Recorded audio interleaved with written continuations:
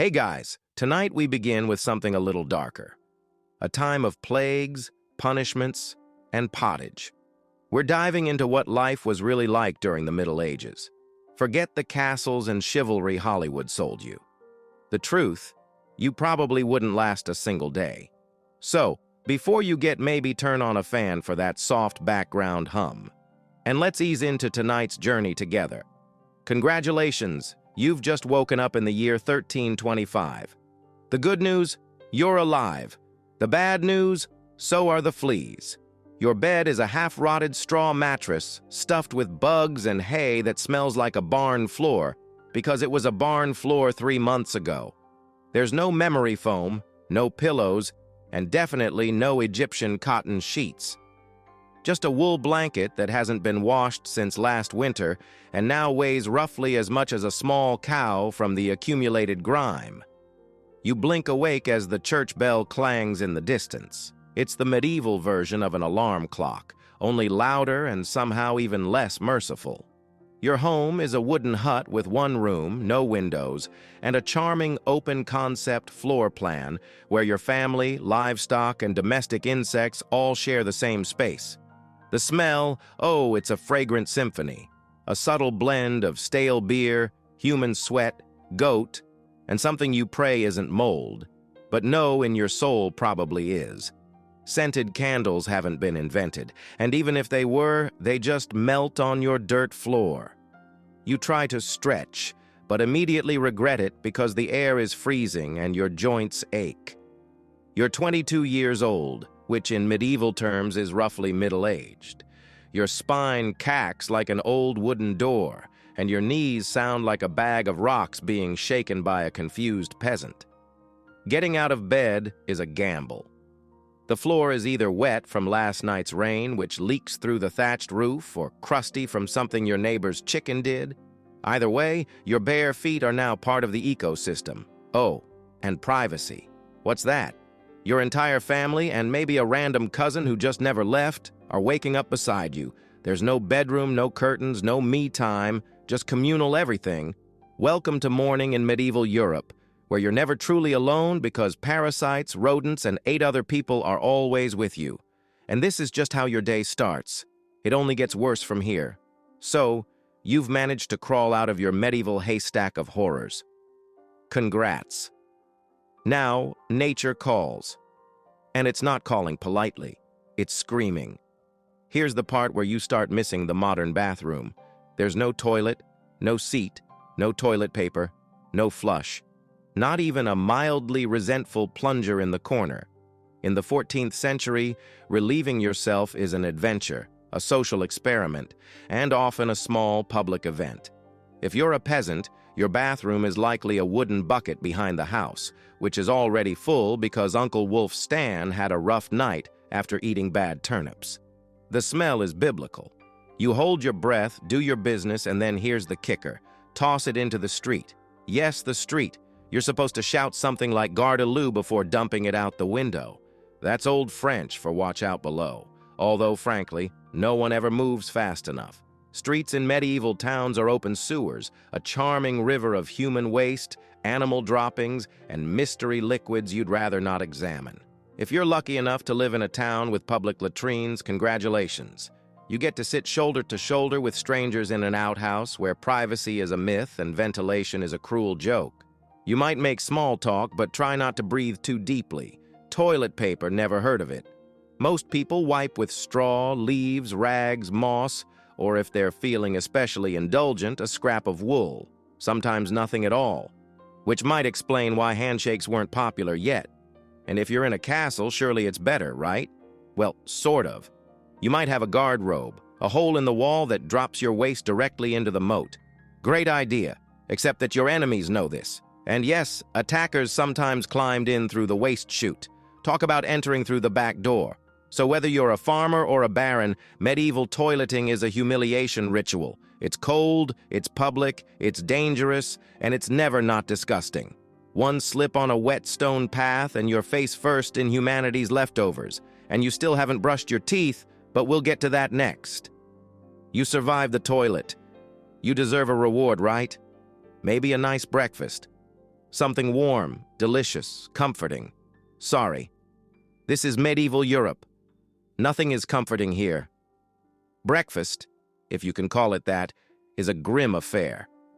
There are no eggs Benedict, no coffee machines sputtering awake, and certainly no avocado toast. You sit down or squat near the fire to a wooden bowl of something that looks like it was scraped off a muddy boot. Welcome to your daily ration of pottage. Pottage is a thick, gloopy stew made of whatever you can find. Grains, root vegetables, maybe a few beans if you're lucky. It's been simmering in the same pot for days, sometimes weeks, and new ingredients are just dumped on top of the old ones. It's less of a recipe and more of an ongoing edible experiment. On the side, a hunk of bread so hard it could deflect arrows. It's made from coarse rye or barley flour, often bulked up with sawdust, ground up acorns, or other creative ingredients because wheat is a rich man's fantasy. This loaf is not your friend. You don't slice it. You negotiate with it. What about drinks?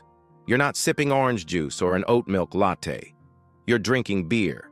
Yes, beer. At 6 a.m. Why? Because the water is teeming with parasites and filth. So you start your day with weak ale, low alcohol, high survivability. Kids drink it too. No one's happy about it, but at least it won't kill you immediately. Want some meat or cheese? Dream on. That's for Sundays and saints' feast days, and only if your Lord is feeling generous. Most peasants don't eat meat more than a few times a year. As for fresh fruit, only when it's in season and not already fermented into wine, and don't even think about spices unless you're royalty. A pinch of pepper costs more than your monthly wages. Salt is valuable enough to be locked away, so you chew your gritty bread, gulp your medieval beer, and try not to think about the rat that may have nibbled your porridge in the night. Breakfast doesn't energize you. It just happens to you. And now that you're properly underfed, it's time to work like your life depends on it, because it absolutely does. So, you've eaten your sad medieval breakfast, and now it's time to get dressed. Not that it'll help. Your wardrobe consists of exactly one outfit. 1. It's a rough wool tunic or linen shift that you've worn every day for months, possibly years. There's no such thing as seasonal fashion. There's just wear this until it disintegrates or gives you a fungal infection. Underwear optional. If you're lucky, maybe a linen under tunic. If you're not, well, you're going commando under layers of scratchy, sweaty wool, all lovingly stitched together by someone who probably had no idea what a seam was supposed to look like. There's also no washing machine, no soap, and absolutely no dry cleaner in sight. So your clothes are stained, stiff, and scented like a compost pile that's been left to marinate in a pigsty. Even if you wanted to wash them, it's not easy. You'd have to haul water from a river or, well, heat it over a fire, scrub your tunic on a board with ashes or lye, and hang it in the sun, which is out approximately 3 days a year. And don't get me started on shoes. If you own any, they're made of untreated leather, barely stitched together, and offer as much arch support as a banana peel. Most peasants just go barefoot through mud, through dung, through medieval landmines, aka sharp rocks and disease puddles. All this means one thing. Your skin hates you. You itch constantly. Fleas, lice, and bed bugs live rentrée on your body. Everyone has them. Nobles, lousy monks, itchy children, walking insect farms, no one escapes. You'll be scratching your armpit with a wooden spoon while chatting with the local priest, and no one will even bat an eye. Your skin is raw from rubbing, your scalp a battlefield of bites. And if you develop a rash, well, too bad. There's no dermatologist, no hydrocortisone, no one to tell you it's probably scabies. You just keep on suffering, and if you're lucky enough to not get an infection, great. That rash will simply accompany you for the next 6 months like an unwanted medieval sidekick. Now that you're dressed in misery and wrapped in discomfort, it's time to head outside and start working yourself to death. Now that you're fully dressed in itches and damp wool, it's time to flash that morning smile. Except you don't. Because in the Middle Ages, smiling is a dangerous game. Not emotionally, dentally. There's no toothbrush, no toothpaste, no mouthwash, no floss. The concept of oral hygiene is about as popular as bathing, which is to say, not very. Some people might chew on a twig or rinse with wine or vinegar, but for the most part, your teeth are on their own and they're not doing well. By the time you hit your mid-20s, your smile looks like something pulled from a haunted crypt. Cavities are rampant, gums are swollen, and those aren't just food stains on your teeth. That's decay. You have more rot in your mouth than a medieval root cellar. Sugar, while not yet everywhere, is becoming more common among the rich. Imported at great cost, mostly used in small cakes or to show off wealth. If you're a noble, congratulations, you get to rot your teeth faster than the peasants. If you're poor, you'll do it slowly over time with fermented bread, gritty porridge, and years of hard chewing. Toothaches, get used to them. They're like medieval weather, always there in the background. The kind of pain that makes you consider praying, drinking, or pulling the tooth out yourself with a pair of pliers. And that's not a joke. That was the actual treatment. Dentists didn't really exist, but barber surgeons did. Yes, the same guy who cuts your hair is also pulling your mirrors out by candlelight with an iron hook and zero anesthesia. Infected tooth. Hope you like fevers. Because without antibiotics, it can easily turn into sepsis and kill you from a toothache. That's right. The same thing that sends us to a pharmacy today could be your funeral in the 1300s. And there's no relief on the social front either. Kissing, good luck, halitosis, bad breath, is everywhere. If you're single, you're not judged by your smile, you're judged by your land and your livestock. In short, your mouth is a battlefield. And it's losing the war.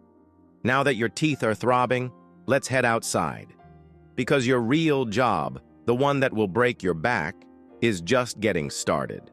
Time to head to work. Except there's no office, no desk, no coffee break, and no chance of promotion. Your job, if you're like 90% of the population, is simple. Don't die while laboring for someone else's comfort. You're a peasant. Congratulations. That means you work the land that belongs to a lord who probably doesn't remember your name. You rise with the sun and stop only when it disappears behind the trees. Your tools, a wooden hoe, a rusty sickle, and whatever bones are still intact in your body. There's no weekend. There's no clocking out. There's only sunrise to sunset, 6 days a week. Sunday is off, but only if you're not harvesting, fighting off raiders, or praying feverishly for your infected toe to stop turning black. The work is brutal. Fields are plowed by hand or with oxen, if you're rich enough to afford one. You dig ditches, sow seeds, pull weeds, and carry water until your spine begins to resemble the letter S.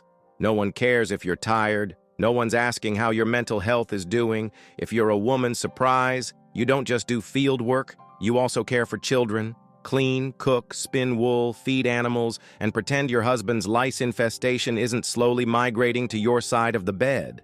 Children, they start helping out around age 5. No school, no toys, just a tiny wooden rake and a dream of one day not dying of the flu. And if you're one of the few who isn't a farmer, maybe you're a blacksmith, a tanner, or a cooper, great. You still work with fire, chemicals, or animal guts all day in poorly ventilated sheds. The pay, basically survival. The perks, occasional bleeding, break a bone. Too bad. Get a fever, drink some warm beer, and keep going. You can't afford to stop, not even for a day. Because if you don't work, you don't eat. And if you don't eat, well, medieval Europe has a solution for that. It's called being replaced. So you grip your shovel, ignore the blisters, and keep digging. Because in the Middle Ages, your job isn't a career. It's a slow-motion endurance test. Now that your back is on fire from laboring in the fields, let's talk about the weather. Because in the Middle Ages, temperature is less about seasons and more about ongoing punishment from the sky. Let's start with winter. There's no insulation, no central heating, and no weathering. Just wooden walls with gaps you could throw a chicken through. Your windows covered with cloth, not glass. The fire in the hearth, nice in theory, but you don't have enough firewood to keep it going because wood is expensive, and gathering it from the forest is sometimes illegal. Yes, You can be executed for picking up the wrong stick from the wrong forest. You bundle up in your one damp wool tunic, huddle near the dying embers, and still wake up with your nose frozen. Your feet permanently cold, often damp. Your fingers so stiff they feel like tiny medieval popsicles. Frostbite isn't diagnosed. It's just called bad luck. Now, fast forward to summer. Sounds better, right? Wrong. In summer, your home turns into a clay oven. There's no fan, no cross breeze, and absolutely no deodorant. You sweat through your layers, but you can't remove them because showing too much skin is scandalous and also invites sunburn, insect bites, and social judgment. The flies are out in full force, attracted to your unwashed body and the smell of last week's goat stew that's still fermenting in the corner. Mosquitoes buzz by your ear while you sleep, assuming you can sleep through the sound of your neighbors yelling and babies crying. In the fields, the sun bakes you. No sunblock, no hat, unless you fashioned one out of straw like a desperate scarecrow. And the worst part, you still have to work. Heat stroke is just called taking a bad turn. So you're either shivering in your own HVL, wondering if your toes will make it to spring, or you're sweating through your only pair of socks while your thighs chafe into oblivion. And the one thing that never changes, no matter the season, your clothes still itch, your food is still terrible, and your next job still waiting. Welcome to climate control medieval style. There is none. Feeling thirsty? Need to freshen up? Want to splash a little water on your face to wake up from this damp fever dream of a life? Too bad. In medieval times, water isn't your friend. It's trying to murder you quietly. Let's start with drinking. The nearby stream looks fresh, bubbling, and clear, like something out of a fantasy movie. But spoiler alert, it's not. Upstream, someone just dumped a chamber pot into it. And if not that, then a dead pig is probably decomposing in it. Parasites, bacteria, and the entire microbial army of medieval Europe awaiting in every sip. That's why people drank beer. Yes, beer, even children.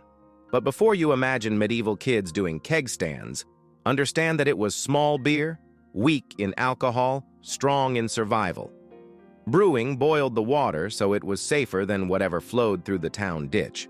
Wine was another option if you were rich enough to afford it and unconcerned with functioning properly before noon. What about bathing? Surely water was used for cleaning. In theory, yes. In practice, absolutely not. See, back then, people believed bathing actually opened your pores and let the disease in. That's right. Washing yourself was considered medically risky. You were cleaner, apparently, if you never removed the protective layer of filth caked onto your skin. Communal bathhouses did exist, but they quickly gained reputations as places for gossip, scandal, and sometimes full-on medieval extracurriculars. So, naturally, the church got involved and shut many down. Even if you did want to bathe, it was a full production. You'd need to fetch water from the well, boil it over a fire, fill a wooden tub that leaked, and then pray no one else in the house used it before you, or worse, after. And rainwater collected in open barrels where birds poop, insects breed, and moss thrives. Sounds refreshing, doesn't it? So whether it's going in your mouth, on your body, or onto your crops, water in the Middle Ages is less of a life source and more of a gamble. One wrong gulp, and you're spending your final days sweating in a straw bed, clutching your stomach and contemplating all your life choices. Next time you sip tap water, raise a glass for our ancestors. They didn't have the luxury of hydration without hazard, so you drank the water. Or maybe you didn't. Maybe you just stubbed your toe on a rock shaped like disappointment. Either way, you're sick. You need help. You need a doctor. Too bad you live in the Middle Ages where medicine is really just polite torture with a theology degree. Let's start with the diagnosis. Everything wrong with you, whether it's a cough, rash, broken bone, or the creeping plague, is caused by your humors being out of balance. The four humors were blood, phlegm, yellow bile, and black bile. According to medieval science, your health depends on keeping them balanced, like some sort of internal soup. Got a fever? Too much blood? The answer? Bloodletting. That's right. Let's drain your life force into a bowl using a dull blade or a hungry leech. And yes, barbers were often the ones doing it. Imagine getting a haircut and a hemoglobin extraction in one sitting. 2 for 1, baby. Feeling sad or anxious? That's clearly an excess of black bile. The cure? Laxatives. Maybe a warm herbal purge or just prayers and a cold compress while everyone avoids eye contact with you and starts carving your coffin. Now, if you break a bone or get a nasty wound, you're in real trouble. There's no anesthesia unless you count passing out from pain. Surgery is done with knives that haven't been cleaned since the Crusades. Tools are heated over fire, not for sterilization, but because they just look scarier that way. Antibiotics centuries away. Germ theory not invented yet. They think disease comes from bad air or God being annoyed with your moral failings. Got a stomach ache? Must have been your sinful thoughts. Hope you like confessing while vomiting. If your condition gets worse, you'll be treated with more leeches, possibly some crushed beetles, and a priest at your bedside giving last rites just in case. At this point, they're preparing for the cure known as death. And if by some miracle you recover, everyone just assumes God took pity on you. The doctor takes full credit, and the leech gets promoted. So yes, in the Middle Ages, medicine is less about healing and more about surviving the cure. After a long day of labor, lice, and leeches, it's finally time to eat. You shuffle back to your well, stomach growling, ready for the one joy left in life, a warm meal. Bad news. Your meal is probably trying to kill you. Let's begin with the basics. Food preservation doesn't really exist. There's no fridge, no freezer, just salt, smoke, or the hope that winter air keeps things fresh. Your meat, if you're lucky enough to have any, has been hanging for days, covered in flies, marinated in questionable brine, and possibly shared with a rat or two. Bread is the cornerstone of the medieval diet, but even that isn't safe. In bad harvest years, desperate peasants bulk it up with bark, sawdust, or even clay to make it stretch. And if it's rye season, there's a bonus. Ergot, a fungus that causes convulsions, hallucinations, and sometimes death. It's like eating bread laced with LSD and tetanus. Vegetables, only if they're in season. And you know what's always in season? Turnips. So many turnips. Boiled, mashed, or floating in pottage. Which, if you remember from Chapter 3, is basically a hot swamp of mystery ingredients that's been simmering since your great-grandfather's funeral. Fruit might be available in the fall, but it rots quickly, and sugar is rare, expensive, and hoarded by the rich to show off their blackened teeth. Dairy is another gamble. Fresh milk spoils in hours. Butter and cheese fare better, but they're loaded with bacteria. People eat them anyway because, frankly, it's either that or chew your boodle leather. And let's talk about seasoning. Spices like pepper, cinnamon, or nutmeg, worth more than gold. For the average peasant, flavor comes from onions, salt, if you're lucky, and pain. Most meals taste like wet burlap sprinkled with sadness. But food isn't just a health hazard, it's a political one. Game animals belong to the Lord, not you. Caught poaching a rabbit, you could be fined, imprisoned, or even executed. That's right, your dinner could get you hanged. So, as you sit down to eat your gray stew by flickering firelight, remember every bite is a risk, but you eat anyway. Because in the Middle Ages, food doesn't nourish, it tests you. It's evening now. You've worked, suffered, and barely digested your suspicious stew. You might think the day is winding down, but don't get too relaxed because God is watching. So is the priest, and so is your neighbor Agnes, who will absolutely rat you out if you miss Mass. In medieval Europe, religion isn't just part of life, it is life. The church controls your calendar, your laws, your education, if you can read, your birth, marriage, death, and everything in between. Think of it as your spiritual landlord. And you're always behind on rent. Every day is structured around prayer bells. The town church bell rings in the morning, noon, and night, not because people need reminders, but because missing prayer is a sin. Forget to bow, sin. Eat meat on a Friday, sin. Think about your neighbor's wife in that one dream, double sin. And yes, hell is very real, vividly real. Priests describe it in glorious detail. Rivers of fire, lakes of boiling blood, demons with pitchforks, and eternal wailing. If the plague doesn't scare you, eternal damnation definitely will. You can't read the Bible yourself because it's written in Latin, a language reserved for monks, clergy, and that one noble kid who's too good for dirt. You rely on the church to interpret everything for you. That means if the priest says your crop failure is because you didn't pray hard enough, well, time to kneel harder. Tithes, a tenth of everything you own, are mandatory. If you grow wheat, you give wheat. If you raise chickens, you give eggs. If you have nothing, congratulations. You're spiritually bankrupt and financially doomed. Holidays, they're holy days, dozens of them. And while they offer breaks from labor, they're not for fun. Therefore, attending Mass, fasting, confessing sins, and reminding yourself that joy is a dangerous indulgence. Questioning the church is dangerous. Heretics are burned, witches are drowned, blasphemers are flogged, and skeptics are quickly reformed. So you go through the motions. You chant. You bow. You pray that your soul, after enduring this dirt-covered life, might finally land in paradise, assuming the priest likes you. Because in the Middle Ages, God may be merciful, but the church, not so much. If you thought being a medieval peasant was rough, try doing it as a woman. All the filth, famine, and fear, plus childbirth, subservience, and social invisibility. In the Middle Ages, being a woman is like being on hard mode with no health potions and no restart button. From birth, a girl's life path is pretty much locked in. Marry young, bear children, serve your husband, die tired. Education, not likely. Unless you're from a noble family and sent to a convent, your intellectual development stops around the time you learn how to churn butter and patch a tunic. Marriage happens early. Really early. It's not weird to be betrothed at 12 and pregnant by 14. It's not about love.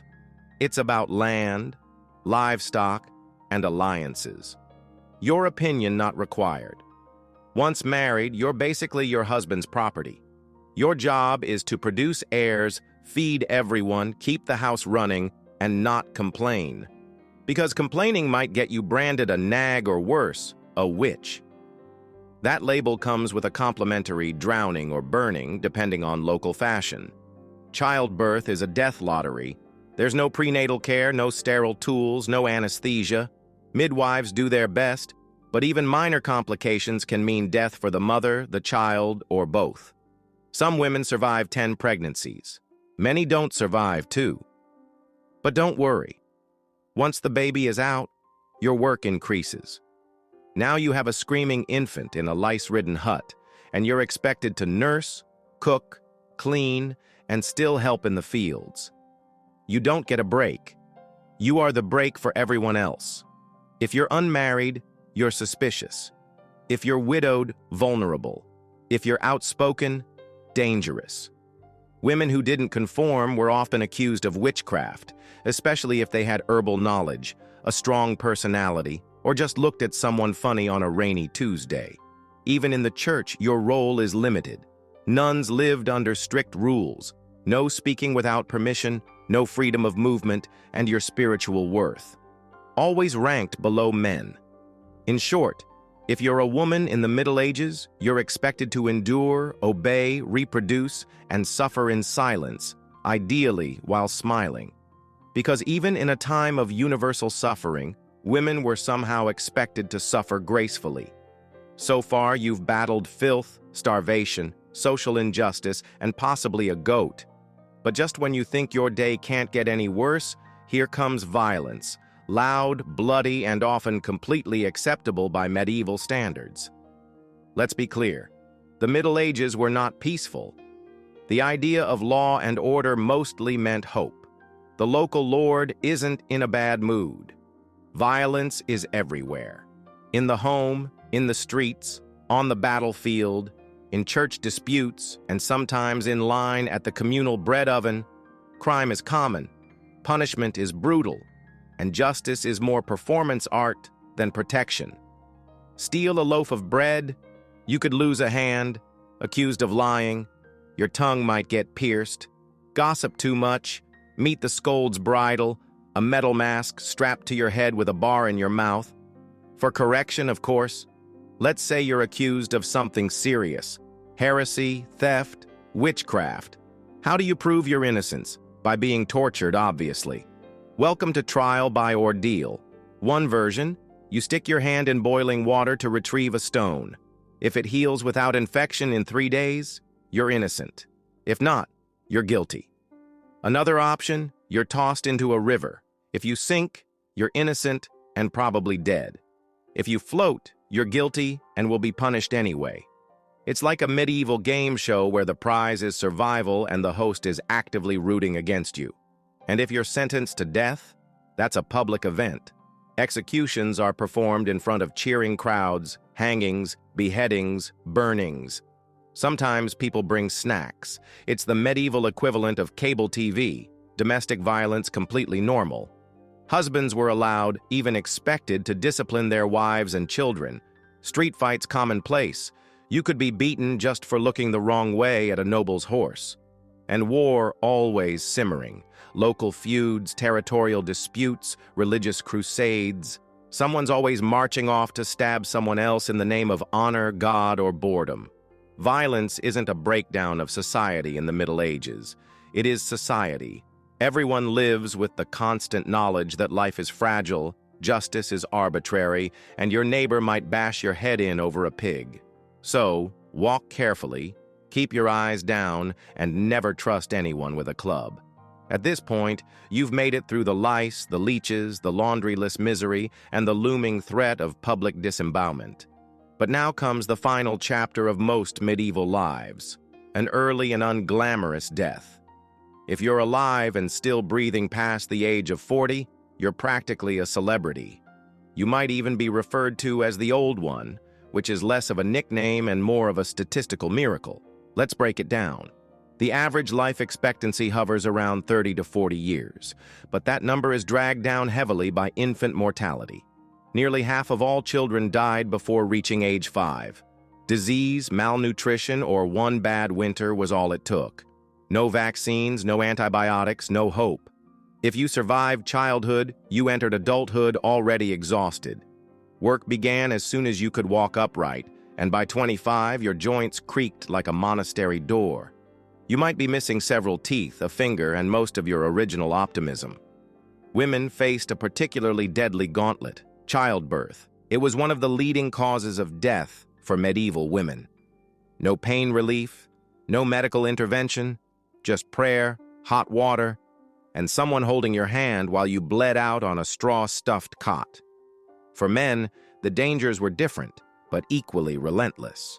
Farming accidents, infections from minor wounds, a neighbor's drunken rage, a crusade gone sideways. Even walking to the market could be risky if you crossed paths with a bored bandit or an angry tax collector. Death could also come quietly from the plague, which turned cities into cemeteries overnight, or from famine, which could last entire seasons, thinning out entire villages, or from bad luck, like eating spoiled grain and spending your final hours hallucinating and screaming at the walls. And funerals, you were lucky if you got one. Bodies were often buried quickly to avoid disease. No embalming, no polished coffins, just a hole, a few murmured prayers, and a shallow mound of earth, if there was enough space left in the churchyard.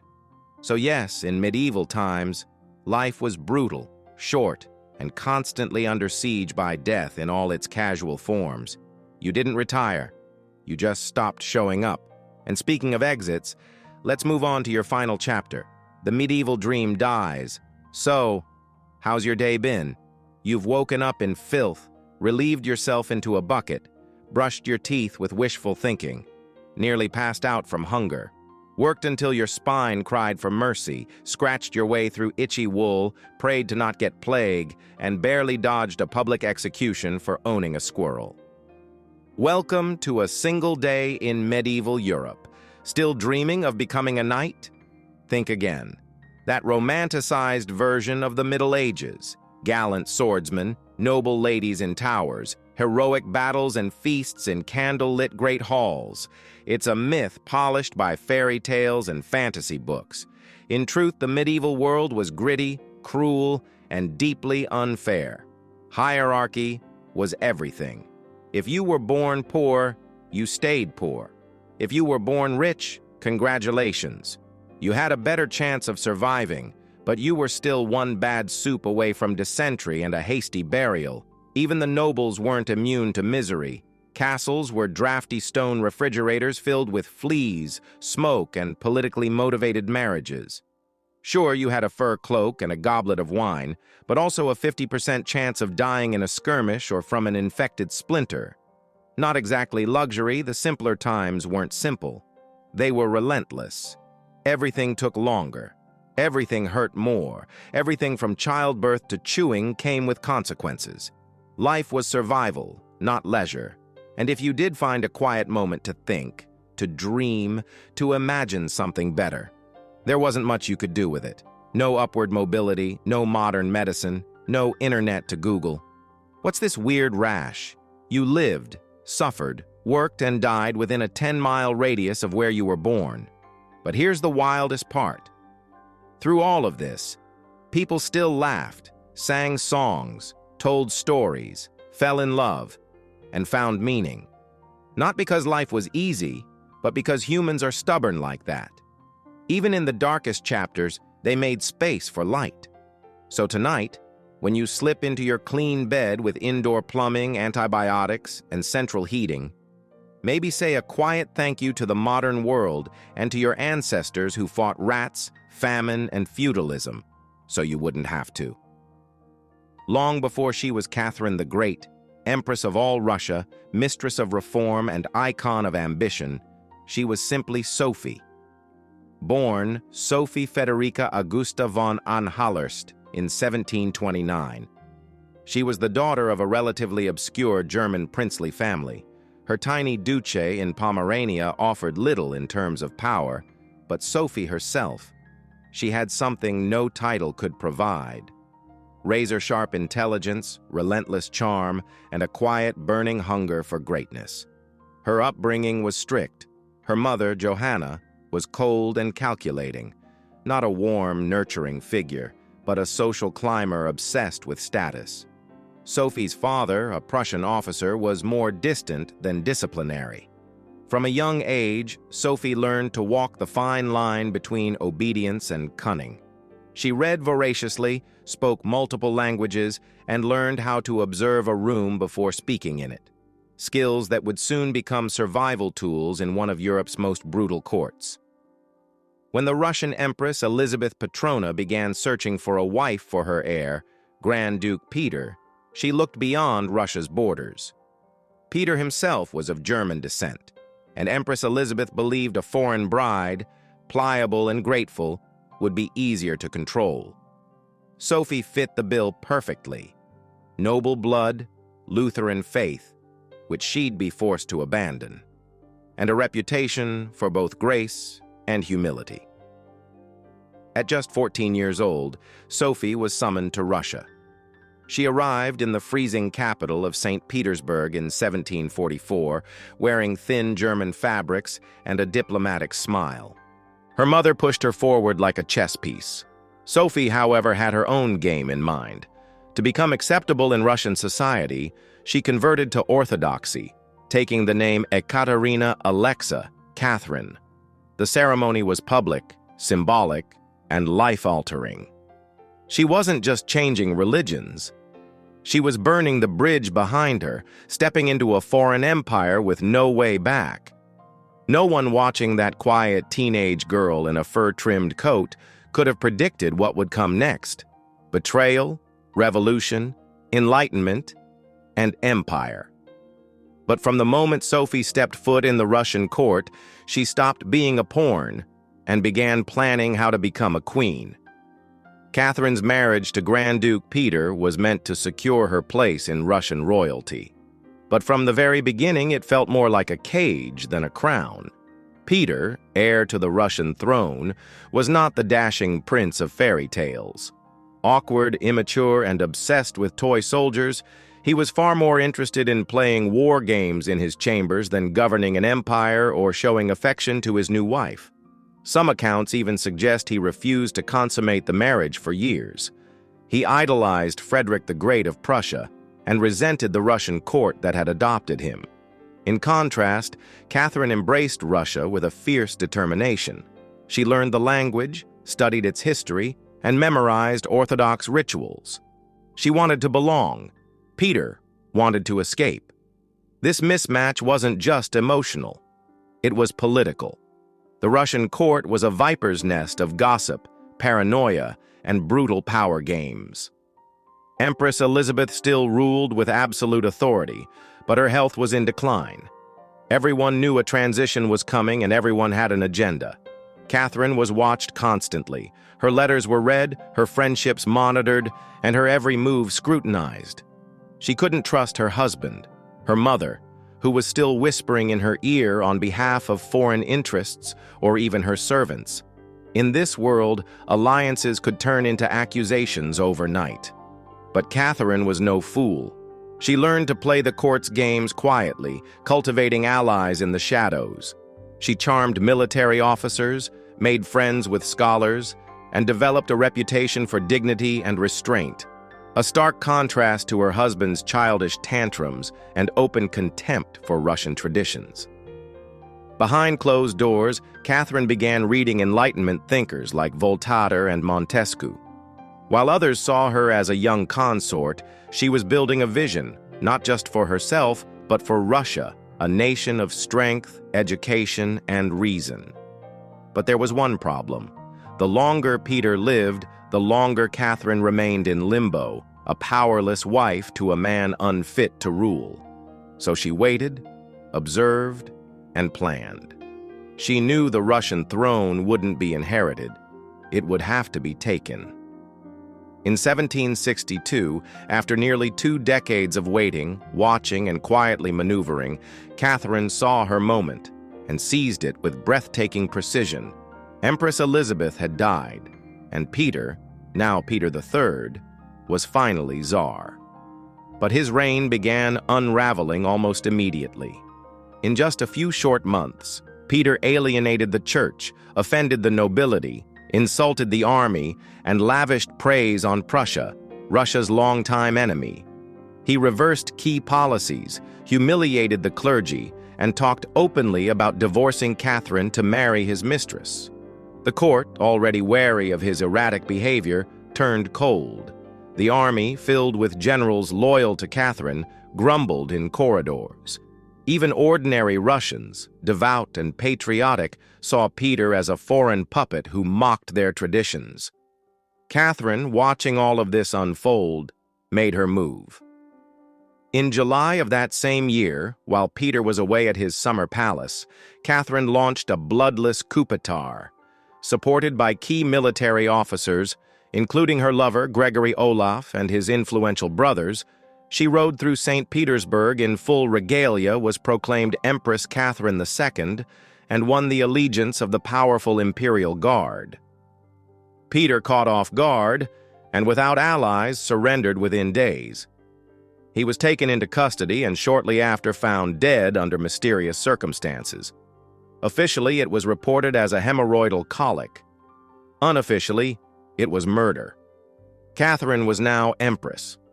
Not by birth, not by marriage, but by will, wit, and audacity. It was unprecedented. A foreign-born woman with no legitimate claim had taken the Russian throne without a single battle. But her real challenge was just beginning. She had to transform that bold grab for power into a lasting legacy. Would Russia accept her? Would the nobility respect her? Could she hold the empire together without falling victim to the same fate as her husband? Catherine understood that power gained through intrigue could be lost just as easily. She needed to rule not as a schemer, but as a visionary, and so began her transformation from a careful conspirator to a reforming empress. One who would redraw borders, embrace the Enlightenment, and redefine what it meant to be a woman in power. Once Catherine had the crown, she could have rested on her power. But she didn't. She had something bigger in mind than simply sitting on a throne. She wanted to transform Russia, and not just militarily or politically, but intellectually. While Peter had worshipped Frederick the Great and toy soldiers, Catherine idolized Voltaire, Diderot, and the bold thinkers of the Enlightenment. She believed in reason, progress, education, and the role of a monarch as a servant of the people, even if she herself ruled with absolute authority. Catherine didn't just read Enlightenment philosophy, she lived it. She corresponded directly with Voltaire for over 15 years, flattering him while defending her autocracy. She invited Diderot to her court and even purchased his entire library to support him financially. Behind closed doors, she pored over legal texts, debated reforms, and crafted policies to modernize the empire. Her early reign was filled with efforts to codify Russian law. She formed the Legislative Commission in 1767, an ambitious project intended to rewrite the entire legal code of Russia. Catherine's own Nakasas, or instruction, was a political manifesto in disguise, one that spoke of equality before the law, the dangers of torture, and the responsibility of rulers to serve the common good. For an empress in 18th century Russia, it was radical. But Enlightenment ideals had to survive the realities of Russia, a vast, feudal, deeply conservative land ruled by nobles who liked their serfs exactly where they were, beneath them. Catherine knew this. While she advocated reform, she moved carefully. She abolished some forms of torture, expanded access to secular education, and built schools and libraries. But she also reaffirmed the nobility's control over their serfs to keep them loyal. This was Catherine's balancing act. A philosopher queen in public, a practical empress in private. She walked a tightrope between ideology and survival, between the shining salons of Paris and the gritty politics of Moscow. Her vision for Russia was bold, but always calculated. In many ways, Catherine wasn't trying to make Russia European. She was trying to make Russia modern on her terms. And that meant reform, yes, but with an iron hand in a velvet glove. Catherine wasn't content with reforming Russia from within. She wanted to expand it outward to make it an empire worthy of fear, admiration, and envy. Where Peter the Great had opened a window to the west, Catherine aimed to knock down the walls. Under her leadership, Russia's borders stretched wider than ever before. She waged wars not just to defend her crown, but to reshape the map of Europe. One of her most significant campaigns was against the Ottoman Empire. These wars, fought in waves throughout the 1760s and 1770s, weren't just about territory. They were about influence.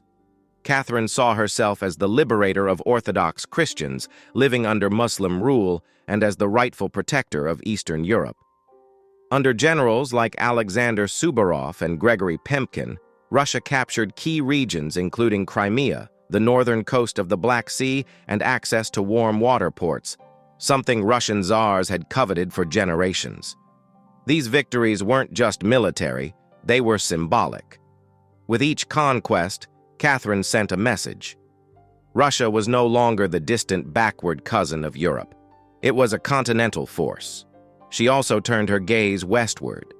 In a series of deals and diplomatic maneuvers, Catherine participated in the partitions of Poland, carving up the struggling Polish-Lithuanian Commonwealth along with Austria and Prussia. By the end of the Third Partition in 1795, Poland was erased from the map and Russia claimed vast new lands and millions of new subjects. But Catherine didn't just conquer with armies. She also colonized with ideas. New cities were built, trade routes were expanded, German settlers were invited to cultivate Russian farmland. The empire became a mosaic from the icy Baltic to the sun-drenched shores of the Black Sea. And through it all, Catherine remained the central force, reading reports, issuing orders, and personally overseeing the shape of her expanding empire. Critics would accuse her of being power-hungry, even imperialistic. But to Catherine, expansion wasn't ambition. It was destiny. A great ruler, she believed, was measured not just by ideas, but by borders.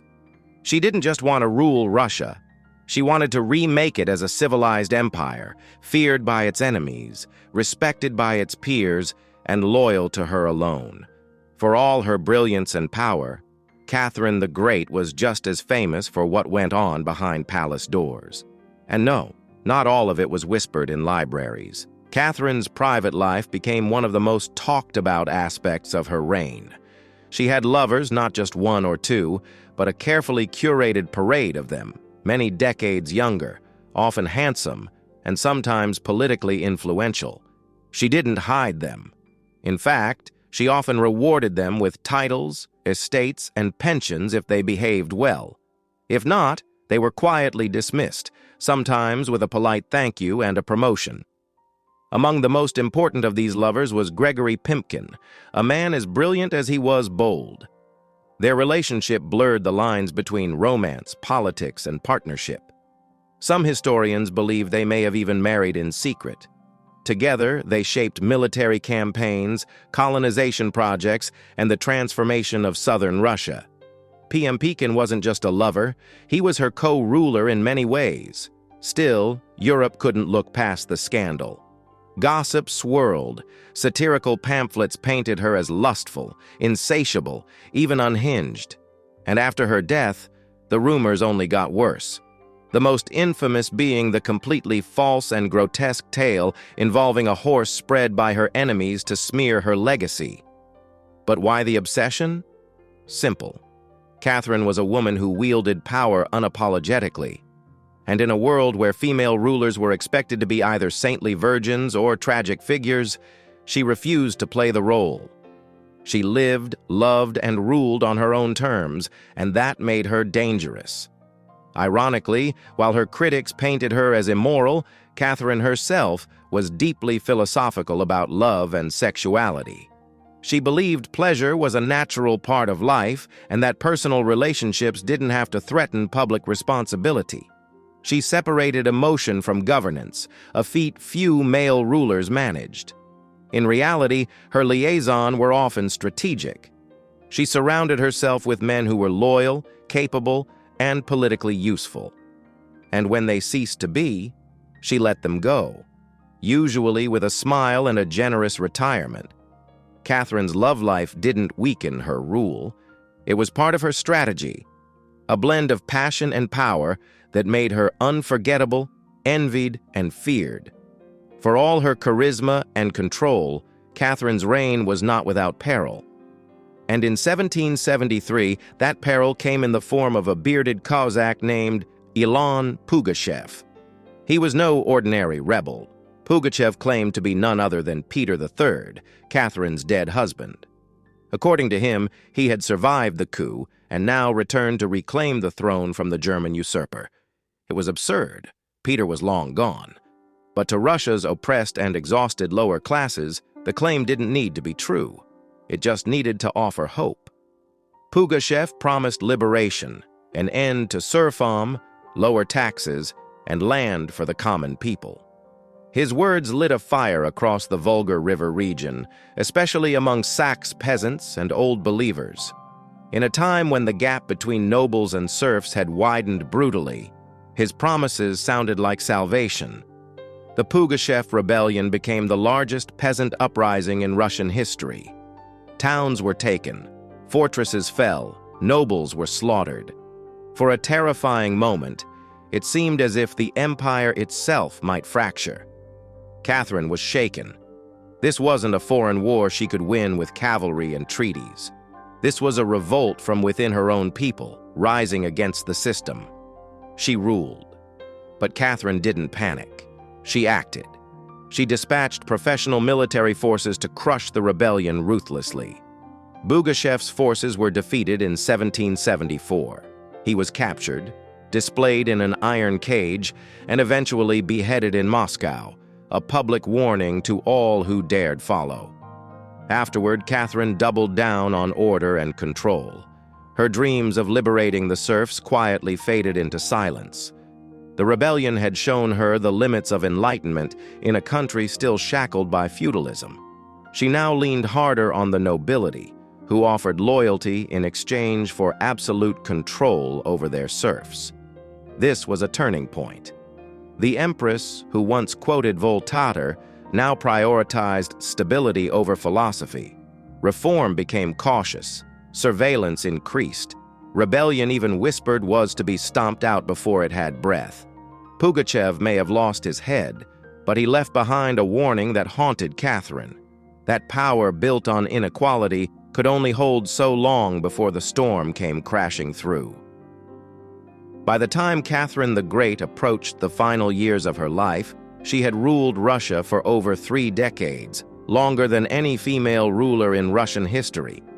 From the moment she seized power, she had defied expectations, reshaped her empire, and redefined what a woman and a monarch could be. Under Catherine's reign, Russia became a true European powerhouse. Its territory expanded by over 200,000 square miles, swallowing Crimea, parts of Poland, and stretches of the Black Sea coast. These weren't just military wins, they were strategic pivots, securing warm water ports, and reshaping trade.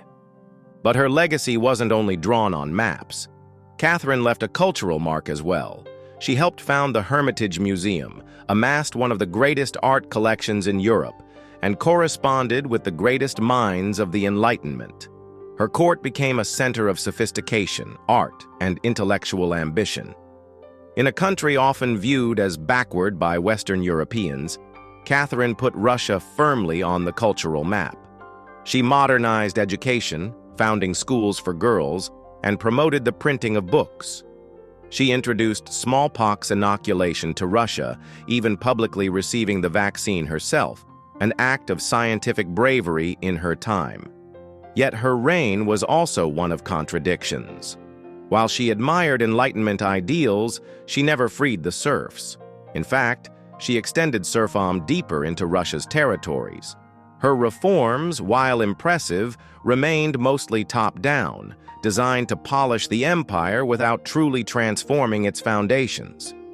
Still, Catherine's rule brought stability and ambition. She understood that power was not inherited. It was crafted, managed, and constantly defended. She ruled not by divine right, but by force of will, political brilliance, and relentless calculation. She was called many things: a user, a tyrant, a reformer, a seductress. But above all, she was effective. When she died in 1796, Russia was wealthier, larger, and more formidable than it had been in centuries. She left behind a throne secure, an empire expanded, and a legend that would endure for centuries. Catherine didn't just reign, she ruled with intellect, strategy, and an unapologetic grip on history. And in doing so, she became more than an empress. She became a myth. For all her power, expansion, and enduring legacy, Catherine the Great was still at her core a woman navigating a man's world and reshaping it in her image. Behind the imperial portraits and state decrees was someone deeply aware of how precarious her position was. She was not born Russian. She came to the throne through a coup. She ruled an empire that didn't want a woman in charge. And yet, she not only endured, she thrived. Catherine was never content to be ornamental. She read constantly, wrote endlessly, and never stopped learning. Her daily schedule was intense. Hours of reading reports, corresponding with foreign powers, editing state papers, and managing a court filled with rival factions. She wasn't content to simply sit on the throne. She worked the throne like a stateswoman born to it. She was also, in many ways, lonely. She surrounded herself with courtiers, lovers, and artists, yet wrote in her memoirs of how few people she could truly trust. Her son Paul, whom she distrusted and kept away from state matters, grew into a man she feared would undo all her progress. Her greatest emotional partnership with Gregory Pimkin faded into deep friendship, but his death in 1791 left a wound that never truly healed. Catherine crafted her image carefully. She understood the power of narrative and wielded it better than most monarchs of her age. She posed as Mother of Russia, enlightened monarch, warrior, empress, and lover of the arts. But beneath those roles was a woman who had endured rejection, betrayal, scandal, and rebellion, and kept going. When she died in 1796, she left behind an empire transformed, but also questions. Could she have done more to end serfdom? Were her Enlightenment ideals compromised by politics? Was she more reformer or ruler? History remembers her by the title she never gave herself, the Great. It wasn't because she was flawless or kind or just. It was because she took power and wielded it on her own terms in a time and place where women weren't supposed to have any. She didn't just wear the crown. She rewrote what it meant to deserve one. In the humid depths of the Chiapas jungle in southern Mexico, the ruins of Palenque whisper stories from the ancient Maya world. Towering temples rise above the canopy, their limestone faces eroded by time, but still brimming with secrets. And in 1994, one of those secrets revealed itself. A team of Mexican archaeologists led by Fanny Lopez Jimenez was surveying Temple 3, a relatively modest pyramid next to the more famous Temple of the Inscriptions, the burial site of the mighty king PL the Great. Temple the Throne wasn't expected to hold much until they noticed something odd, a sealed hidden chamber beneath the structure. No looters had touched it. It was pristine. When the archaeologists broke through and lowered themselves inside, they found a stone sarcophagus resting in silence. The air was heavy with the weight of centuries. As they opened the lid, red dust rose like smoke, brilliant, shocking red. The interior was covered in powdered cinnabar, a toxic mercury sulfide used ceremonially by the Mir, and lying within that crimson cloud was the skeleton of a woman. She had been buried with care and reverence. Her bones were fragile but intact, her skull still wearing a jade mask, and her body surrounded by horary offerings, necklaces, diadems, ear spools, all crafted from jade and shell. Everything about the burial screamed royalty. Yet no name was inscribed, no glyphs identified her. It was one of the richest female burials ever found in Mesoamerica, and yet it was a total enigma. Why was she buried in red powder? Who was she? Was she a queen, a priestess, or perhaps even Pal's wife? The researchers called her the Red Queen, and the name stuck. But even with modern forensics, they couldn't say for sure who she was, only that she had lived around the 7th century during the golden age of Palenque. Unlike most Mayer tombs, hers had been hidden, untouched, and purposefully isolated. Her burial wasn't just ceremonial, it was spiritual. This woman wasn't meant to be remembered with words. She was meant to be remembered through ritual, through color, and through the mystery she left behind. The most haunting feature of the Red Queen's tomb wasn't her jade jewelry or the silence of the sealed chamber. It was the red dust. A thick layer of powdered cinnabar covered everything. The sarcophagus, the walls, her bones, even the offerings around her. It clung like blood to stone. To the mayor, this was no accident. Cinnabar, made from crushed mercury sulfide, was one of the most sacred and dangerous substances in the ancient world. Its vibrant red color wasn't just visually striking, it symbolized blood, rebirth, and the life force that connected the human and divine realms. Red was sacred. It was the color of sunrise, of sacrifice, of life emerging from death. And it wasn't just symbolic, it was spiritual. Covering the dead in cinnabar was a ritual meant to transform the body, preserving it not for eternity, but for transition. In Maya belief, death wasn't the end. It was a passage, a crossing into another cosmic layer. And so the Red Queen, whoever she was being prepared not just for burial, but for deification. But there's another layer to this. Cinnabar is toxic. Repeated exposure can lead to mercury poisoning, tremors, hallucinations, even death. The Mer likely didn't understand the chemistry, but they felt its potency. It was volatile, powerful, dangerous. To bathe the corpse in it was to declare this person was no ordinary mortal. In Palenque, very few were buried with cinnabar. Pal the Great, the mighty king whose pyramid dominates the site, was one. His body, like hers, was also saturated in the red powder. That detail alone drew speculation. Was the Red Queen his wife, his mother, or someone of equal divine status? Her skull had been placed on a layer of jaguar skin, another sacred symbol. Around her, bone needles, obsidian blades, and miniature jade figurines hinted at rituals performed either during her life or in her honor at death.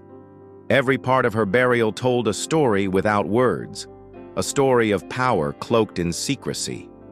A woman prepared to cross into the underworld, not in silence, but in ceremony, drenched in the color of sacrifice.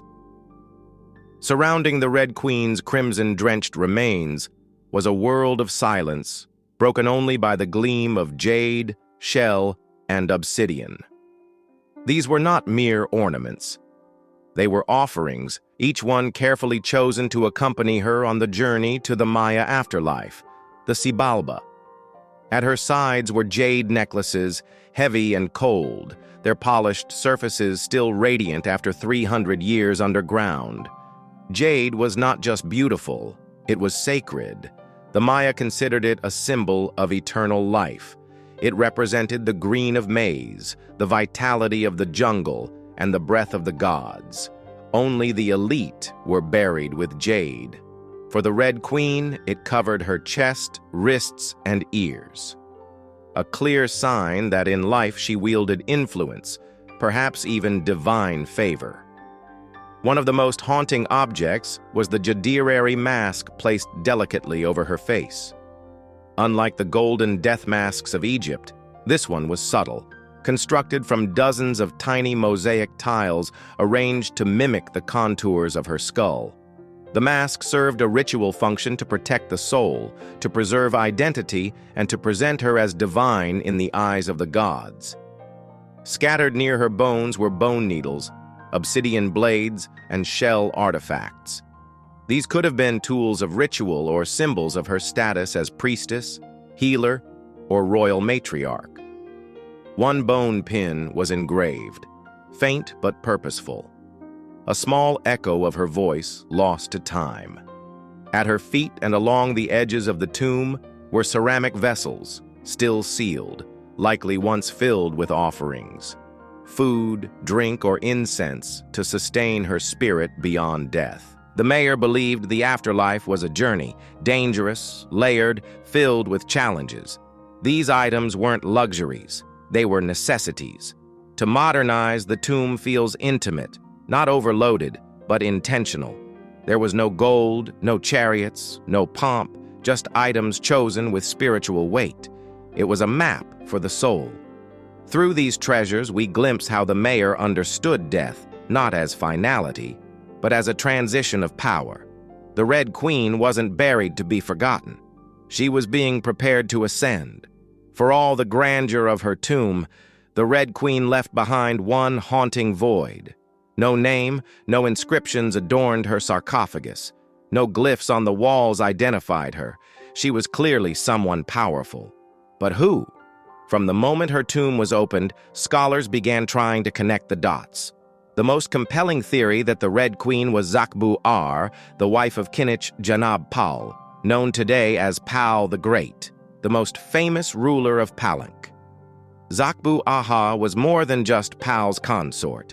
She was born into nobility and married into Palenque's royal dynasty at a young age.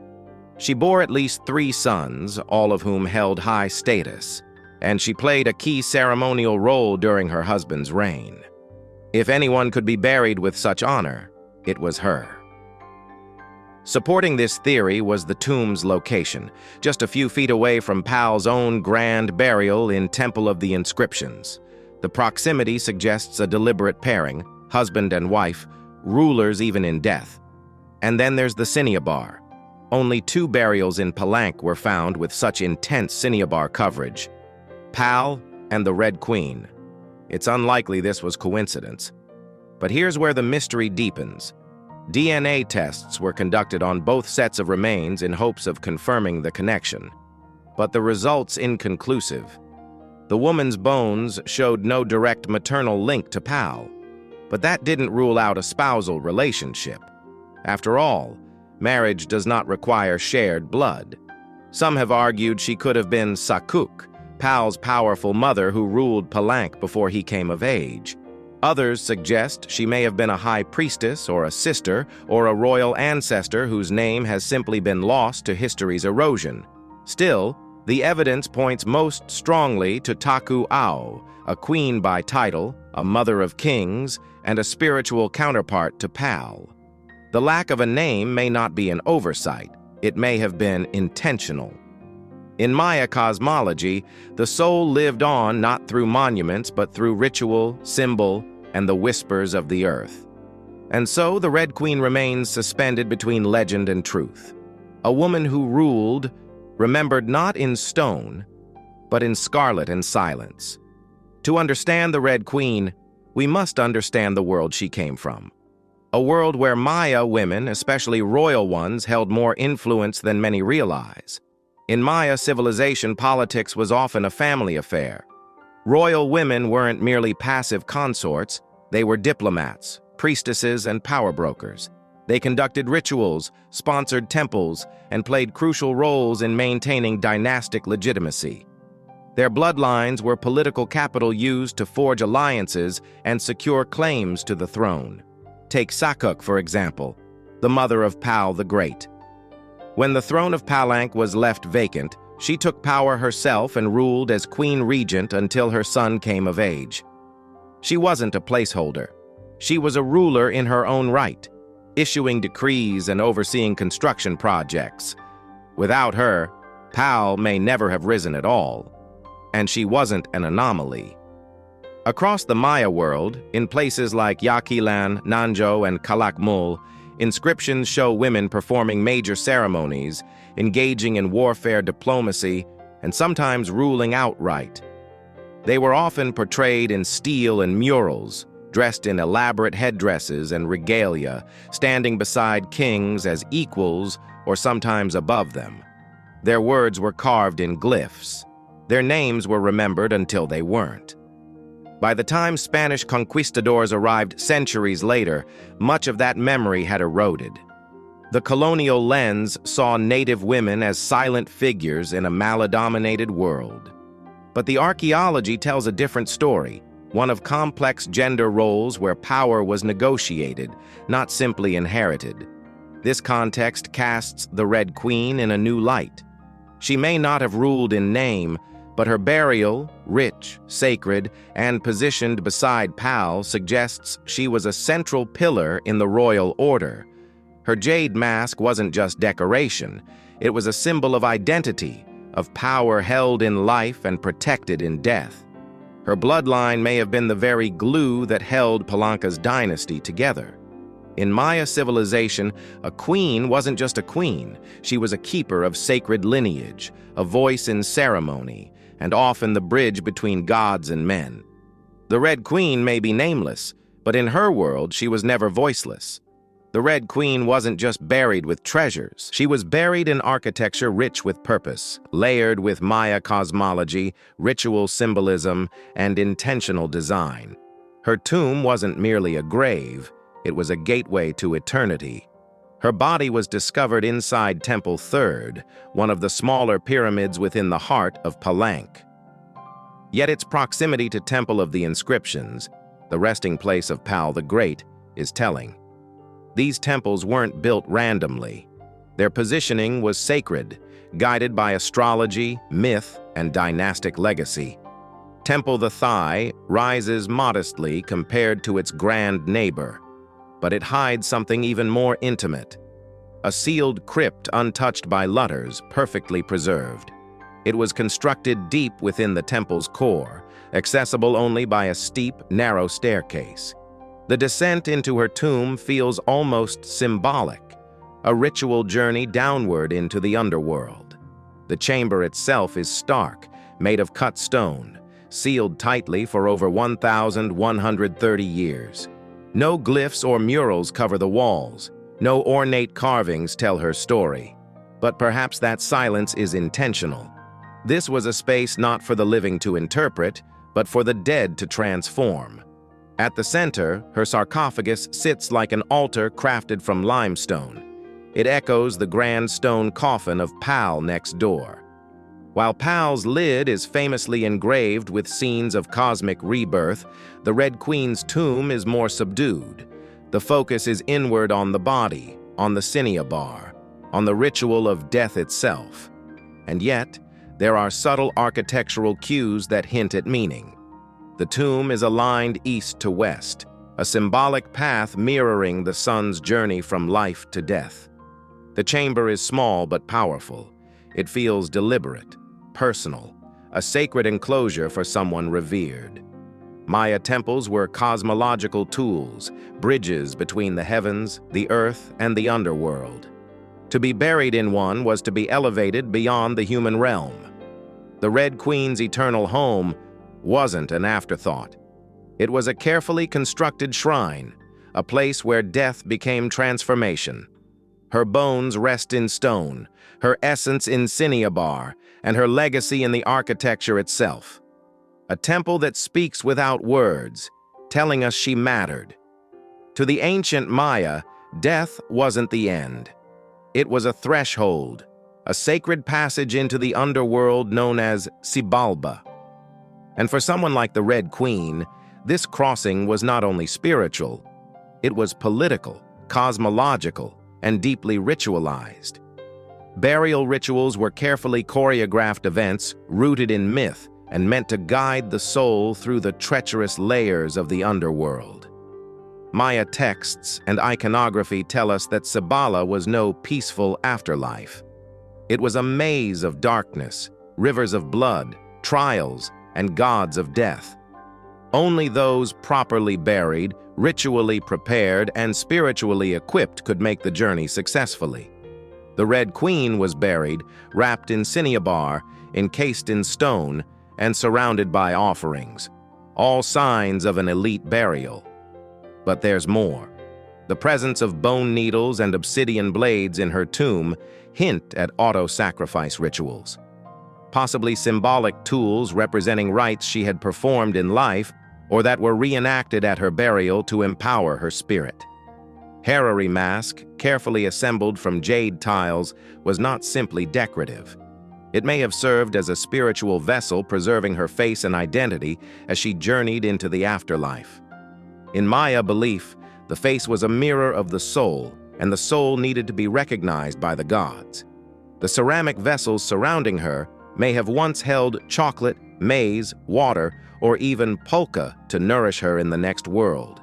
Other items like stingray spines or shelled trumpets could have represented spiritual tools, calls to the gods, or tokens of ritual communication. Burial wasn't just a goodbye, it was a transformation. The Maya believed in cycles, death as seed, burial as planting, and the afterlife as rebirth. Kings and queens were often seen as earthly incarnations of gods, and in death, they returned to those divine origins. The Red Queen, covered in the color of blood, entombed in a pyramid, and honored with offerings, was being prepared for rebirth, not as a mortal, but as a being tied to the sacred order of the cosmos. Her burial wasn't the end of her story. It was the beginning of her legend. Just a few steps away from the Red Queen's final resting place lies one of the most iconic tombs in Mesoamerica, that of Kinich Janab Pal, known simply as Pal the Great. His burial inside the Grand Temple of the Inscriptions is celebrated for its artistry, scale, and deeply spiritual symbolism. But what makes the Red Queen's tomb so extraordinary is not only what was inside, it's where it was found. Her sarcophagus was hidden within Temple 3, directly adjacent to Pal's monument. In a city like Palenque, where every temple was carefully positioned to reflect cosmic principles, this closeness was no coincidence. It was intentional, a statement etched in stone. Many scholars believe the Red Queen was Zakbu-Ao, Pal's queen and trusted consort. While her tomb lacks inscriptions, the similarities between their burials are striking. Both wrapped in cinnabar, both entombed in pyramids, both buried with jade, and both treated with extreme reverence. These rituals mirror each other as if two halves of a sacred narrative. Pal's lid famously depicts him falling into the underworld tree, a cosmic scene of death and rebirth. The Red Queen's simpler tomb contains no such iconography, but the symbolism lies in the pairing itself. If Pal represented the sun, journeying through the underworld at night to rise again, then the Red Queen may have represented the moon, the feminine force that follows its own mysterious path in the sky. Together they embodied a cosmic duality. Masculine and feminine, king and queen, sun and moon, order and ritual. In Maya mythology, rulership was not singular, it was relational. Harmony in the cosmos required balance, and that balance extended into the dynastic court. By placing the Red Queen beside Pal, the Maya were preserving not just a marriage, but a cosmic partnership. Their proximity in death may have mirrored their roles in life, a queen not behind, but beside her king, sharing not just a throne, but a legacy. In their tombs, they speak without words. Two souls wrapped in cinnabar and stone, joined across eternity. One of history's most sacred silences.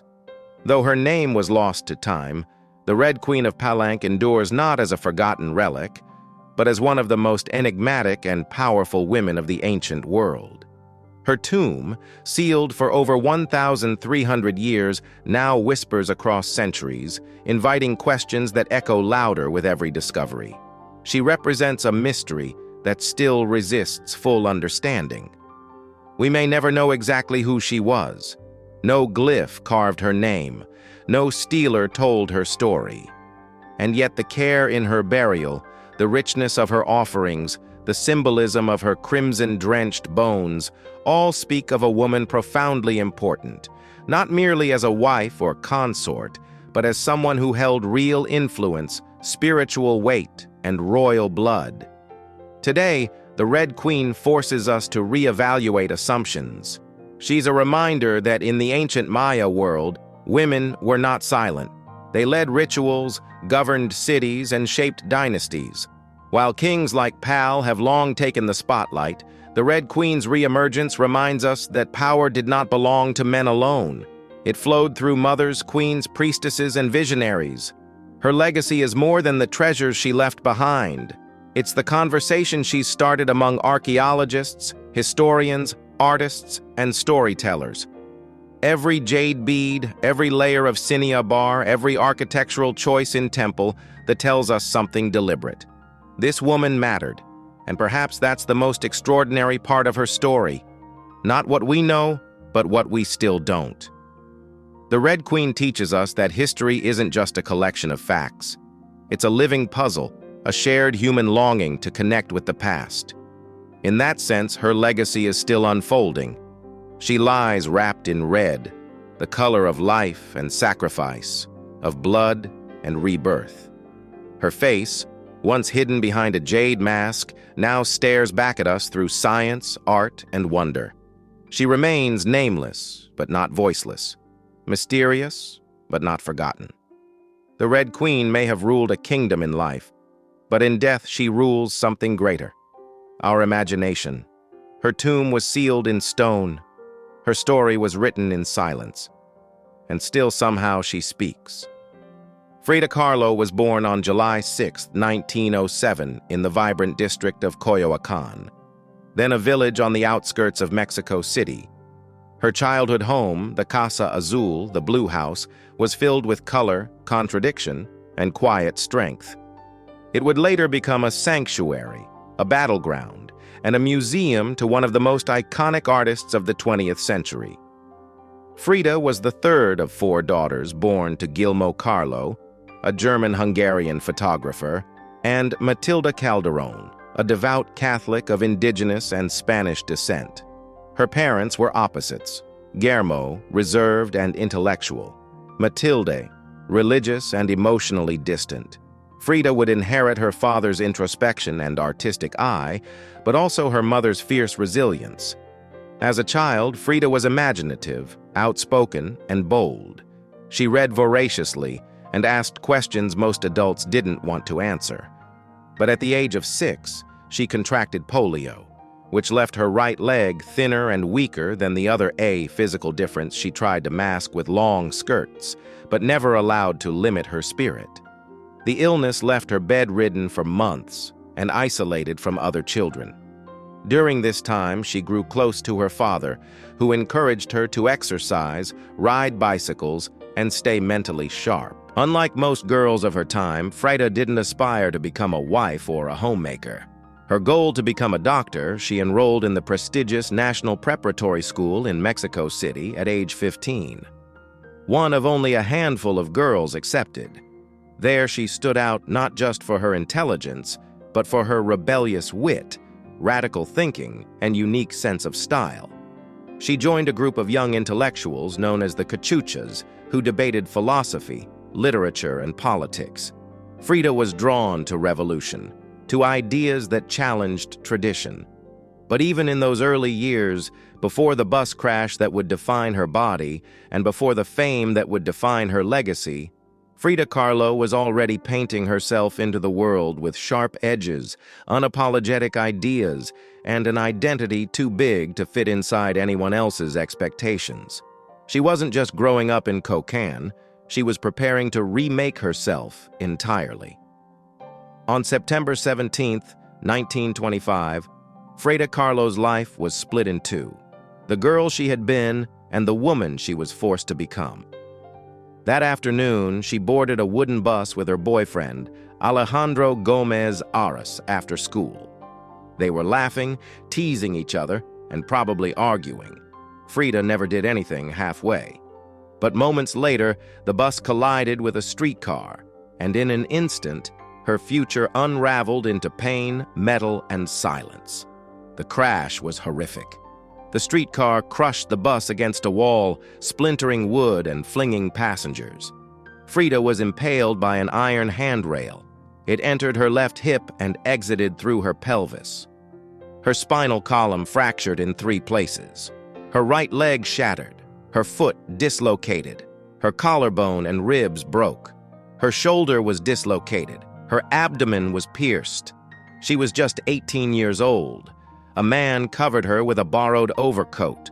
Someone else noticed her body was sparkling, not from blood, but from the gold powder she had been carrying in a pouch. It had exploded on impact, dusting her broken form in what looked like glittering ash. Frida was taken to the Red Cross hospital and underwent numerous surgeries over the following months. She spent weeks in a body cast, flat on her back, immobile, writhing with infection and uncertainty. The future she'd imagined of becoming a doctor slipped further away with every passing day.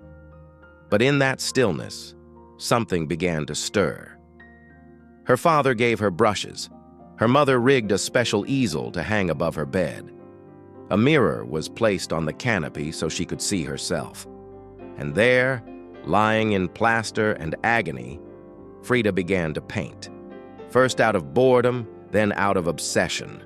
Her first subjects were her own reflection, because she was all she had. But what emerged wasn't vanity. It was survival. The crash had broken her physically, but it had also opened a door into her own mind, her own body, and eventually into the surreal language of pain and identity that would define her art. The girl who wanted to heal others now began healing herself, one brush stroke at a time. As Frida Kahlo lay encased in plaster and steel, a body fighting itself with every breath, she began to paint. What started as a form of therapy soon became a language. And that language was deeply personal, brutally honest, and often hard to look at, which was precisely the point. Frida didn't paint pretty flowers or polite landscapes. She painted pain, her pain, physical, emotional, and existential. Her first subjects were self-portraits, not because she was vain, but because, as she famously said, "I paint myself because I'm so often alone, and because I am the subject I know best." Her early works were small in scale, painted on tin or wood panels inspired by Mexican ritos, devotional paintings meant to tell stories of suffering and miracles. Frida turned this tradition inward. Her body became the canvas. Her emotions became the altar. She painted herself as split, as pierced, as bleeding. In one painting, she is impaled by nails like a modern-day martyr. In another, she floats in a barren landscape, tethered to a broken column, a metaphor for her shattered spine. She painted herself weeping, fractured, decapitated, and bare, but never passive, always watching. Her pain was not sanitized. She painted the ugliness of trauma with beauty, defiance, and even humor. Each piece was a reclamation of her body, her experience, and her identity as a woman in a world that often tried to define her. But Frida wasn't just telling her story. She was inventing a new kind of visual narrative, one that blended Mexican folk art, surrealism, medical illustration, and symbolism. Her paintings became dreamlike autopsies of her soul, framed in color, culture, and myth. By the time she recovered enough to walk again, albeit painfully, Frida was no longer the girl who had wanted to be a doctor. She was an artist, and her art was unlike anything anyone had seen. She had taken the worst thing that had ever happened to her and turned it into a source of creation. Frida Kahlo didn't just paint her pain. She made the world look at it, and in doing so, she turned suffering into a sacred act of self-expression. In 1928, still recovering, still painting, and just 21 years old, Frida Kahlo met the man who would become the most profound and turbulent relationship of her life, Diego Rivera. He was 20 years her senior, already Mexico's most famous painter. Massive in both stature and presence, Rivera was a giant of Mexican muralism, known for his sweeping, politically charged frescoes that told the story of the Mexican people. Frida had seen his work before. She admired it. But now she wanted his opinion of her work. She brought her paintings to him at the Ministry of Education, interrupting his scaffolded work to ask bluntly, "Do I have talent?" Diego took one look and said, "Yes," and not just out of kindness. He recognized in her something rare, an unfiltered voice, raw and unpretentious, full of rage, irony, pain, and beauty. They began a relationship that was as consuming as it was creative. Frida once said, "I suffered 2 accidents in my life, one in which a streetcar knocked me down. The other was Diego. They married in 1929, an odd pairing to outsiders.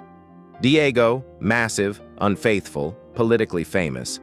Frida, sharp-tongued, fiercely independent, already walking with a cane. Her parents called it a marriage between an elephant and a dove.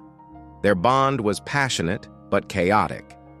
Diego supported her art and encouraged her growth as a painter. But he was also endlessly unfaithful, even with Frida's own sister, Cristina. Frida was devastated, and in return, she took lovers of her own, both men and women, including rumored affairs with Leon Trotsky and painter Georgia O'Keeffe. They divorced in 1939, then remarried a year later with different terms. This time, Frida would keep her autonomy, her home, her money, her name. Their second marriage was less about traditional love and more about creative partnership and mutual understanding. Despite the betrayals and the heartbreak, Diego remained a constant force in Frida's life. He challenged her, he wounded her, but he also believed in her as an artist, as a revolutionary, and as a woman who could redefine what painting could be. Together, they were not peaceful, but they were legendary. In the 1930s, Frida Kahlo followed Diego Rivera on a journey north to San Francisco, Detroit, and New York as he completed high-profile mural commissions. These years abroad brought her face to face with American industrialism, wealth, and the contradictions of capitalism, and they left her with deep political discomfort. Frida was a proud Mexican nationalist, a committed communist, and an admirer of indigenous traditions. The opulence she witnessed in the United States, especially while the Great Depression ravaged much of the country, only deepened her sense of disillusionment. In letters home, she mocked the culture's materialism and obsession with appearances. She missed the grit, color, and contradiction of Mexico. While Diego painted enormous murals on factory walls, Frida began to paint smaller, quieter revolutions, deeply personal works on tin and canvas. Her style solidified, sharp, surreal, emotional, and intimate. It was during this time that she produced some of her most iconic self-portraits. Frida didn't just paint herself for vanity, she painted herself to survive. Her identity became her landscape. With her body constantly in pain from her accident, multiple surgeries, and a failed pregnancy in Detroit, she turned inward. Her portraits showed her bleeding, fragmented, exposed. Yet her face was always calm, always direct, unapologetic. One of her most powerful works, Henry Ford Hospital, shows her lying on a hospital bed, crying, surrounded by floating symbols of loss, a fetus, a snail, medical equipment, a cracked pelvis. It was raw, graphic, and deeply emotional, a canvas that bled with truth. Back in Mexico, Frida immersed herself in leftist politics. She and Diego welcomed Leon Trotsky into their home while he lived in exile. Frida wore Tijuana dresses, traditional indigenous garments, not just as fashion, but as a political and cultural statement. Her art was never disconnected from her beliefs. Her identity, her body, and her ideology all intertwined in her work. While Rivera was painting murals of revolution, Frida painted its human cost. The body in pieces, the mind on fire, and the self always staring back. In exile and in illness, she became not just a painter of pain, but a painter of resistance. When Frida Kahlo returned to Mexico in the late 1930s, she was no longer just Diego Rivera's wife. She had become something else entirely, a force, an artist whose work radiated with raw honesty, surreal symbolism, and cultural identity. Back in her homeland, she stepped fully into herself. Her Casa Azul in Coyoacán became a sanctuary of color and contradiction. Bright cobalt walls, yellow trim, Aztec statues in the garden. At first, her name was whispered only in art circles. Her works weren't easy to categorize, too political for surrealists, too surreal for traditionalists. But slowly, her image, her story, and her defiance began to resonate. Through the 1970s and 1980s, as feminist scholars and activists reclaimed forgotten voices, Frida's became louder. She wasn't just a painter anymore, she was a symbol of pain turned into beauty, of feminism born through resistance, of Mexican identity celebrated without apology, of queerness, disability, revolution, and authenticity.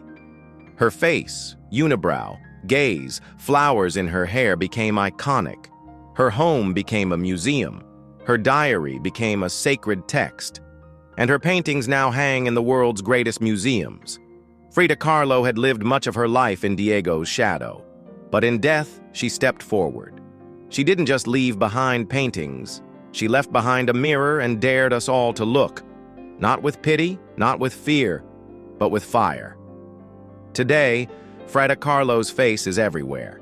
Printed on t-shirts, painted on murals, turned into dolls, memes, posters, and icons. Her signature unibrow, her flower-crowned hair, her direct gaze, all instantly recognizable. But what makes her legacy powerful isn't just that people know her face, is that they recognize the truth behind it. Frida didn't try to be flawless. She didn't fit into boxes, she wasn't conventional, and she didn't care to be. In a world that demands perfection, she gave us realness, raw, messy, vibrant, angry, joyful, contradictory realness. She celebrated what made her different, her disability, her queerness, her politics, her culture, and turned it into art that transcended borders and decades. She's become more than an artist. She's a global symbol of defiance, feminism, cultural pride, and creative resistance. For queer communities, she's a fearless bisexual icon who lived openly and unapologetically in a time that demanded silence. For women, she's a reminder that power doesn't require permission. For disabled artists, she's proof that pain can fuel the brush, not stop it. And for Mexico, she's a daughter reclaimed, fierce, folkloric, and forever part of the national soul. Her paintings, once dismissed as too strange or too personal, are now among the most revered in the world. Works like the Two Frieders self-portrait with thorn necklace and hummingbird, and the broken column aren't just seen. They're felt deeply by anyone who has ever suffered and needed to turn that suffering into something sacred. She lived in the margins and turned them into center stage. She embraced contradiction. A communist who wore gold, a woman betrayed who loved again, a body in pieces with a soul unbreakable. And through it all, she painted, not just with color, but with conviction. Frida Kahlo never asked to be a symbol. She simply told the truth about herself. And in doing so, told the truth for millions of others who had never seen themselves reflected in art before. Now, when we see her face, we see courage, we see color, we see resistance, we see Frida not gone but immortal.